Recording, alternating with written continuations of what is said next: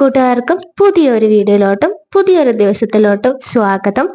അപ്പൊ ഞാനും സ്വത്തൊട്ടിയും അമ്പലത്തിൽ പോയിട്ടുണ്ടായിരുന്നു കേട്ടോ. ഞങ്ങളുടെ വീടിനടുത്ത് തന്നെ ഒരു അമ്പലമുണ്ട്, വിഷ്ണുവിന്റെ അമ്പലം. അവിടെ പോയി ഞങ്ങള് സാധനങ്ങളൊക്കെ മേടിക്കേണ്ടായിരുന്നു, അതൊക്കെ മേടിച്ചു. ഞങ്ങൾ രാവിലെ ഒരു 8:30 കഴിഞ്ഞപ്പോഴാണ് വീട്ടിൽ നിന്ന് ഇറങ്ങിയത് കേട്ടോ. ഒന്നും കഴിക്കാതാണല്ലോ നമ്മൾ അമ്പലത്തിൽ പോവുക. അതുകൊണ്ട് തന്നെ വന്നപ്പോ ഒരു 9:30 ഈ അമ്പലത്തിൽ പോണ ദിവസം വല്ലാണ്ട് വിശക്കൂട്ടോ. അതെന്താണെന്നറിയില്ല. ബാക്കിയുള്ള ദിവസം 11 മണി 11:30 ഈ സമയത്ത് ഭക്ഷണം കഴിച്ചാലും അല്ലെങ്കിൽ ഭക്ഷണം കഴിച്ചിട്ടില്ലെങ്കിലും ഒരു വിശപ്പോ അല്ലെങ്കിൽ നമുക്കൊരു നിമിഷം ഒന്നും വരില്ല. പക്ഷെ അമ്പലത്തിൽ പോണ ദിവസം ഉണ്ടല്ലോ, ഭയങ്കര വിശപ്പായിരിക്കും, ആകെ തളർച്ചയും ആകെ എന്തോ പോലെയൊക്കെ ആയിരിക്കും കേട്ടോ. അതെന്താന്ന് എനിക്ക് അറിയുന്നില്ല. അങ്ങനത്തെ ഒരു ദിവസം തന്നെയായിരുന്നു ഇന്ന് കേട്ടോ. അപ്പൊ ഞാൻ രാവിലെ ഒന്നും ചെയ്യാതെയാണ് പോയിട്ടുണ്ടായിരുന്നത്. പിന്നെ 2 ദിവസം മുന്നേ ഞാൻ ദോശയ്ക്കും ഇഡ്ഡലിക്കായിട്ടുള്ള മാവ് ഞാൻ അരച്ച് വെച്ചിട്ടുണ്ടായിരുന്നു, അതുകൊണ്ട് ഭാഗ്യം. അപ്പൊ വന്ന ഉടനെ തന്നെ സാമ്പാർ വെക്കാനുള്ള പരിപ്പൊക്കെ അടുപ്പത്ത് വെച്ചിട്ടുണ്ടായിരുന്നു. പിന്നെ ദേ ഇഡ്ഡലി വെക്കാനാണ് കേട്ടോ നോക്കുന്നത്. അങ്ങനെ പ്രത്യേകത ഒന്നും ഉണ്ടായിരുന്നില്ല കേട്ടോ അമ്പലത്തിൽ പോവാൻ. കുറെ നാളായി വിചാരിക്കും നമ്മുടെ വീടിനടുത്തുള്ള അമ്പലത്തിലേക്ക് പോകണമെന്ന്, പക്ഷെ നടക്കാറില്ല. പിന്നെ കുറച്ചധികം നടക്കാനൊക്കെ ഉണ്ട്. അപ്പൊ ഈ സ്വത്തുട്ടിയാണെങ്കിൽ നടക്കൂല, അപ്പൊ ഞാൻ ഇവനെ എടുത്തിട്ട് വേണം നടക്കാൻ. അപ്പൊ അതൊക്കെ കുറച്ച് പാടാണ്, കാരണം എനിക്ക് ഈ പറഞ്ഞ പോലെ പ്രഷർ ഇത്തിരി കുറവാണ്. അപ്പൊ ഈ സ്വത്തുട്ടീനെ എടുത്ത് നടന്നു പോയി പിന്നെ തിരിച്ചു വരവും ഉണ്ടാവില്ല, ചിലപ്പോൾ അവിടെ തന്നെ ഞാൻ കിടക്കുന്നുണ്ടായിരിക്കും. അപ്പൊ അത് കാരണം ഇപ്പൊ വണ്ടി ഉണ്ടല്ലോ, അപ്പൊ വേഗം പോയിട്ട് വരാലോ എന്നുള്ളൊരു ചിന്താഗതിയിലാണ് പോവാന്ന് വിചാരിച്ചത്. നമ്മൾ റിസ്ക് എടുക്കാൻ പാടില്ലല്ലോ. എനിക്ക് കുട്ടി ഉണ്ടായതിനു ശേഷം റിസ്ക് എടുക്കാൻ ഭയങ്കര പേടിയാ.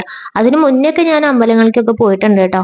കല്യാണം കഴിഞ്ഞിട്ടാണെങ്കിലും കല്യാണത്തിന് മുന്നേ ഞാൻ ഇടയ്ക്ക് അമ്പലത്തിൽ പോകണമെന്ന ഒരു വലിയൊരു ഭക്തിയായിരുന്നു. പക്ഷെ കല്യാണം കഴിഞ്ഞതിന് ശേഷം ഉണ്ണിയൊക്കെ ആയതിനു ശേഷം എനിക്ക് അതിനൊന്നും പറ്റാറില്ല കേട്ടോ. കാരണം എന്തോ ഒരു പേടി. നമ്മൾ ഒറ്റയ്ക്കാകുമ്പോൾ നമുക്ക് കുഴപ്പമില്ല, പക്ഷെ കൂടെ നമ്മൾ കുട്ടിയും കൂടി ഉള്ളപ്പോൾ നമ്മൾ അവരെയും കൂടി കെയർ ചെയ്യണ്ട. അപ്പൊ ഇനി അങ്ങനെ വല്ല തളർച്ച വന്നിട്ടുണ്ടെങ്കിലോ എന്നൊക്കെ വിചാരിച്ചിട്ട് ഞാൻ പ്രഗ്നന്റ് ആവുന്ന സമയത്ത് ഇതേപോലെ തന്നെ ഈ അമ്പലത്തേക്ക് പോയിട്ടുണ്ടായിരുന്നു. അന്ന് പിന്നെ ചേട്ടനും ഉള്ള കാരണം ഭാഗ്യം. എനിക്ക് പെട്ടെന്ന് തല ചുറ്റിയിട്ടാ, അങ്ങനെ ആകെ എന്തോ തല കറങ്ങണ പോലെയൊക്കെ ആയി. പിന്നെ ചേട്ടൻ പിടിച്ചു, അങ്ങനെ കുറച്ചുകൂടെയൊക്കെ ഇരുന്നിട്ടാണ് നമ്മൾ പോയത്. പക്ഷെ കുട്ടി ഉണ്ടാകുമ്പോൾ നമ്മൾ അധികം റിസ്ക് എടുക്കാൻ പാടില്ലല്ലോ. ഇനി അവൻ ആര് നോക്കും, അല്ലെങ്കിൽ അവൻ ഇങ്ങോട്ട് പോകും എന്നൊക്കെ ഉള്ള ആകെ ഒരു ആവലാതിയായിരിക്കും നമുക്ക്. അപ്പൊ അത് കാരണം ഞാൻ വലിയ രീതിയിൽ റിസ്ക് എടുക്കാറില്ല. എനിക്ക് ഇഷ്ടമാണ് കേട്ടോ അമ്പലത്തേക്ക് പോകാനൊക്കെ, എനിക്ക് ഭയങ്കര ഇഷ്ടമാണ്. പിന്നെ കല്യാണം കഴിഞ്ഞു വന്നതിന് ശേഷം കുട്ടി ആയതിനു ശേഷം ഒക്കെ എനിക്ക് പറഞ്ഞ പോലെ അമ്പലത്തിൽ ഒരു പരിപാടിക്ക് എനിക്ക് പോകാൻ എനിക്ക് പറ്റിയിട്ടില്ല കേട്ടോ. ഒന്ന് പോയി പരിപാടിയുള്ള ദിവസങ്ങളൊന്നും പോയി തൊഴുകാനൊന്നും എനിക്ക് പറ്റിയിട്ടുണ്ടായിരുന്നില്ല. എന്താ ചെയ്യാ, നമ്മൾ പെണ്ണുങ്ങളല്ലേ, ഇത്രയൊക്കെ സഹിക്കുന്നുണ്ട് ജീവിതത്തിൽ, ഇത്രയൊക്കെ നേരിടേണ്ട ആൾക്കാരാണ് നമ്മൾ. എന്നിട്ട് നമുക്ക് ഇങ്ങനത്തെ ഓരോ അവസരങ്ങളിൽ നമുക്ക് പോകാൻ പറ്റില്ല, ദൈവത്തിനെ കാണാൻ പറ്റില്ല എന്നൊക്കെ ആലോചിക്കുമ്പോൾ ഭയങ്കര സങ്കടമുണ്ട് കേട്ടോ. എനിക്ക് ഇങ്ങനെയൊക്കെ നമ്മള് മെൻസസ് ആവണ സമയമാണ് എനിക്ക് മുഴുവൻ ഉണ്ടാവാറ്, ഇങ്ങനത്തെ പരിപാടികളുടെ സമയത്ത് കേട്ടോ. അപ്പൊ ഞാൻ അങ്ങനെ ചിന്തിക്കും, എന്തിനാ ഇങ്ങനെ ഒരു സംഭവം വെച്ചത്. എല്ലാവരും പങ്കുചേരുമ്പോൾ നമുക്ക് മാത്രം ഒന്നും പങ്കുചേരാൻ പറ്റാണ്ട് ഈ ഒരു പേരും പറഞ്ഞിട്ട് നമ്മളൊക്കെ വീട്ടിലിരിക്കേണ്ട അവസ്ഥ വരുന്നല്ലേ. അപ്പൊ അങ്ങനെയൊക്കെ ആലോചിക്കാറുണ്ട് കേട്ടോ.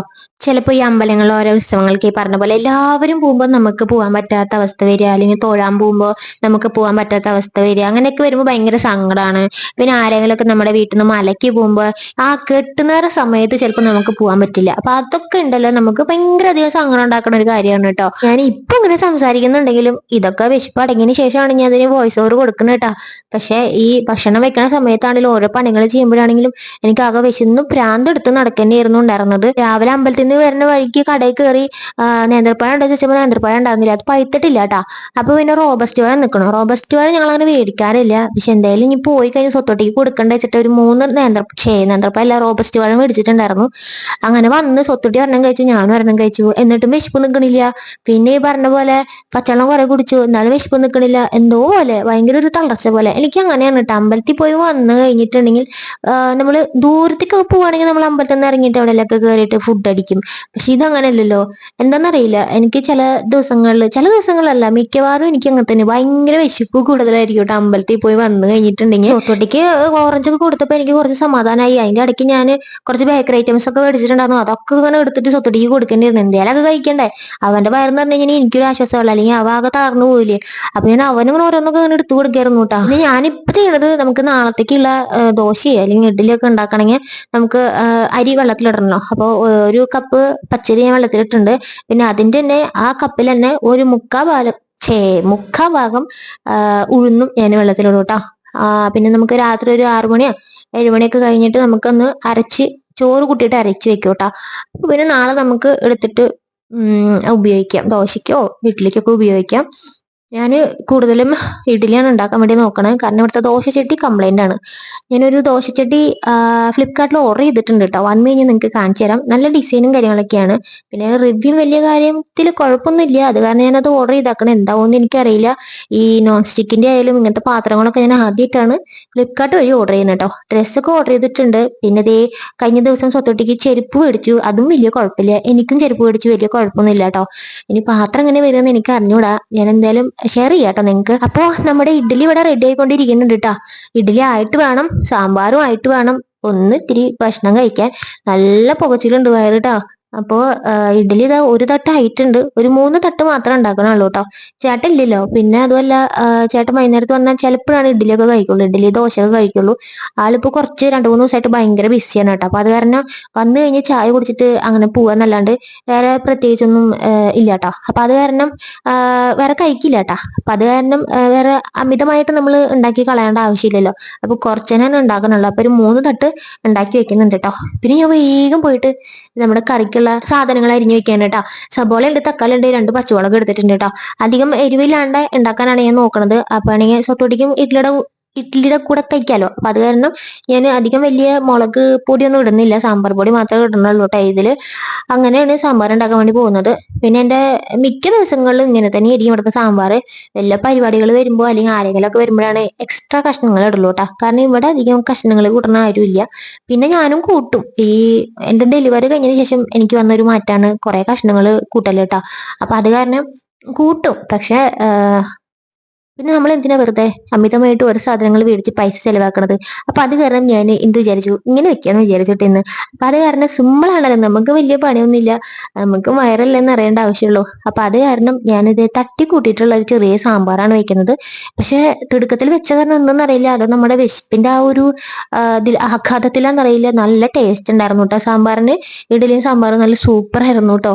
അപ്പൊ നമ്മൾ ആവശ്യത്തിനുള്ള മഞ്ഞപ്പൊടി, പിന്നെ സാമ്പാർ പൊടി, പിന്നെ പുളി ഇത്തിരി പിഴിഞ്ഞു ഒഴിക്കുന്നുണ്ട്. ആവശ്യത്തിന് ഉപ്പ് ഇടുന്നുണ്ട് കേട്ടോ.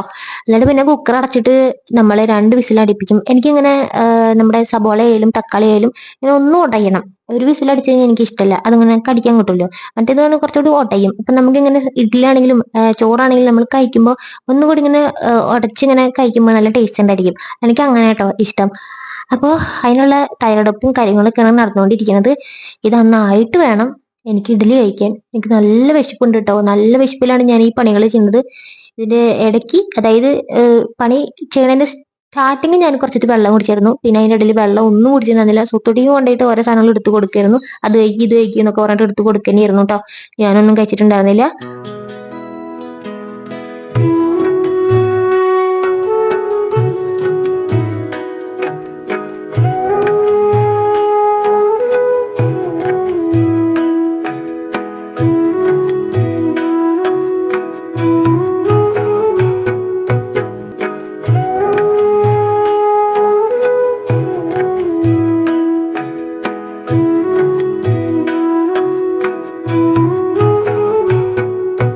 നമ്മുടെ പരിപ്പിലേക്ക് ഇതാ സവാളയും തക്കാളിയൊക്കെ ഇട്ട് കൊടുത്തു.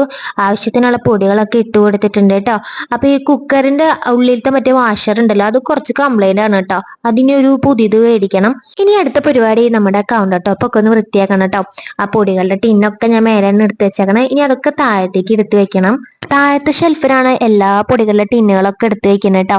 ഷെൽഫ് എന്ന് പറയാൻ ഒന്നുമില്ല കേട്ടോ, ഒരു ചെറിയൊരു കല്ലാണ്. ആദ്യമൊക്കെ ഞാൻ കല്യാണം കഴിഞ്ഞ് വന്ന സമയത്തൊക്കെ ഈ ടിന്നുകളൊക്കെ മേലെ തന്നെ ഇരുന്ന് ഇരിക്കുന്നുണ്ടായിരുന്നു കേട്ടോ.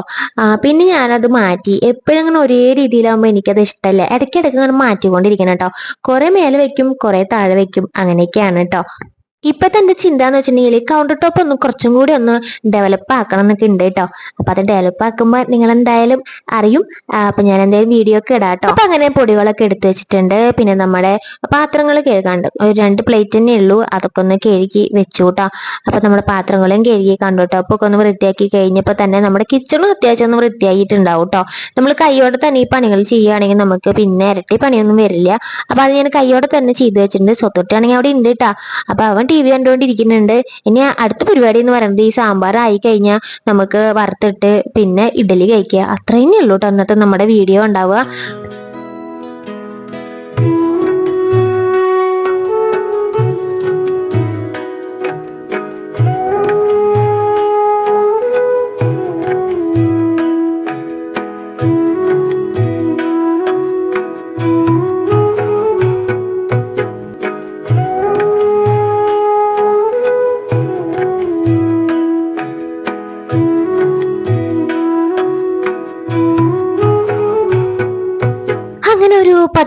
ആയപ്പോഴത്തേക്കും നമ്മുടെ സാമ്പാറൊക്കെ റെഡി ആയിട്ടുണ്ട് കേട്ടോ. രാവിലെ തൊട്ടിട്ട് ഇതേ 11:30 വരെ ഒന്നും കഴിച്ചിട്ടില്ല, വയറ് കാളികൊണ്ടിരിക്കുകയാണ്. ഇത് കണ്ടപ്പോ തന്നെ പകുതി ആശ്വാസമായി, എന്തോ നിറഞ്ഞു പോലെ കേട്ടോ. പിന്നെ അങ്ങനെ അതേ ഫുഡൊക്കെ കഴിച്ചു. ഇനി കുറച്ച് റെസ്റ്റ് എടുക്കാന്ന് വിചാരിച്ചു. ഭയങ്കര ടയേർഡ് പോലെ കേട്ടോ. അതങ്ങനെ തന്നെയാണല്ലോ, നമുക്ക് വിശന്ന് പിന്നെ നമ്മൾ വയറ് ഫുള്ള് ഫുഡൊക്കെ കഴിച്ച് കഴിഞ്ഞിട്ടുണ്ടെങ്കിൽ പിന്നെ നമുക്കൊരു ക്ഷീണം ഉണ്ടാവും. അപ്പോൾ ഇത്രയേ ഉള്ളൂ കേട്ടോ ഇന്നത്തെ വീഡിയോ എന്ന് പറയുന്നത്. ഇനി കുറച്ചു നേരം ഇങ്ങനെ ചുമ്മാ ഇരിക്കും, എന്നല്ലെങ്കിൽ കിടക്കും. അപ്പൊ അത്രയേ ഉള്ളൂ കേട്ടോ. നമ്മൾ നാളത്തെ വീഡിയോ എന്താ ചെയ്യാൻ പോകുന്നത് വെച്ചാൽ ഇന്നാണ് ഞാൻ പ്ലാൻ ചെയ്ത് വെച്ചിട്ടുണ്ട് കേട്ടോ. വെയിറ്റ് കൂട്ടാൻ വേണ്ടിയിട്ടുള്ള ഒരു അടിപൊളി ടിപ്പായിട്ടാണ് നാളെ വരുന്നത്.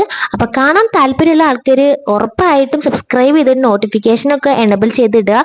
അപ്പോഴാണ് നാളെ ഞാൻ വീഡിയോ ഇടുമ്പോൾ നിങ്ങൾക്ക് ആ നോട്ടിഫിക്കേഷൻ കിട്ടുള്ളൂ. അപ്പൊ നമുക്ക് നാളത്തെ നല്ലൊരു വീഡിയോ ആയിട്ട് കാണാം കേട്ടോ. അപ്പൊ അതുവരെയ്ക്കും എല്ലാ കൂട്ടുകാർക്കും ബൈ ബൈ.